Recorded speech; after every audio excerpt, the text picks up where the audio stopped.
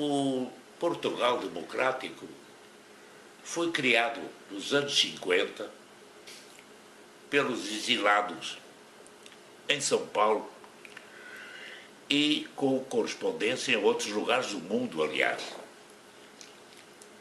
A figura principal foi o professor Vítor Ramos. E a ele se juntaram muitas pessoas como nós, Casais, Lucena, o capitão Sarmento Pimentel, e o jornal foi mantido e depois do 25 de Abril a gente continua fazendo, agora até com cores e tal. Nele se fez toda uma distribuição para a Venezuela, para a Alemanha, para os Estados Unidos, onde havia exatamente gente. Agora, aqui em São Paulo, infelizmente, poucas coisas a gente deixou. Uma estátua feita num prato aí, que é uma porta do 25 de Abril, em bronze, de um escultor português. As festas que nós fizemos chegámos a levar na Casa de Portugal almoços com 200 e tal pessoas, todas as figuras eminentes aqui da política foram lá. Teve uma vida participativa, inclusive no trabalho feito aqui em relação à ditadura brasileira. Nós temos experiência de duas ditaduras. Uma de sacristia, que era de Portugal, e outra aqui de quartel. Nós tivemos prática para saber lidar, colaborando. Eu mesmo participei com vários, como Fernando Henrique Cardoso, na campanha dele. Enfim, acontece que, ultimamente, por razões que me escapam completamente, desapareceu o 25 de Abril aqui. Foi feita uma homenagem pela Câmara em São Paulo, no Palácio Legislativo em São Paulo, onde fizeram os maiores agrados, e eu assisti. Ninguém se referiu a mim, que fui uma das pessoas que, enfim, participei bastante E apareceu só o Meli Castro, que na verdade não foi nunca ligado ao Portugal Democrático, e o que ficou do Portugal, que é o cara que organizou isso, é um engenheiro, que armou não sei o quê, e pela cara se vê que tomou posse disso, e sem mais ninguém que se aproveite. Então eu me desliguei completamente e não quero mais nem ouvir falar nisso. Se me procurarem para o 25 de Abril, eu ponho luto, porque é a última homenagem que se pode fazer.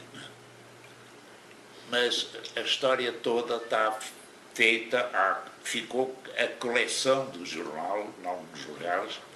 Teve gente que estudou na universidade, como a Gilda Santos, como em São Paulo também, o António Cândido, uma porção de gente que estiveram sempre do nosso lado, nos prestigiaram, contaram a nossa história. O António Cândido, que até hoje é uma pessoa que passa o tempo dele pensando que existem pessoas que Portugal trouxe para aqui e que me levou até, em certa altura, a fazer o livro das rotas entrecruzadas, que não teve praticamente saída nenhuma. Nem a embaixada aqui de Portugal se incomodou com isso. Foi uma coisa importante porque deixou testemunho do que significou a vinda para aqui de intelectuais que não vieram a serviço de ninguém, mas só deles próprios, para se integrarem na nova sociedade brasileira, porque a primeira foi feita pela escravidão do trabalho. Agora a nova sociedade brasileira é feita pela ocupação do trabalho do imigrante. É a nova imigração.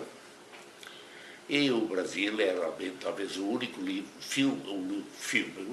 o único país que possa ter-se ficado como o grande impulsionador da imigração. Porque hoje está muito difícil sequer falar nisso. Então nós tivemos do Portugal Democrático a presença que nos era obrigada mesmo, porque não havia outra coisa a fazer. Nós fomos chamados uma vez pelo DOPS e nós ficámos, enfim, meio apertados. O que é que será? Naquela altura, o elemento que era mais ligado ao Partido Comunista era o Gonçalves. Então, vamos passar mal.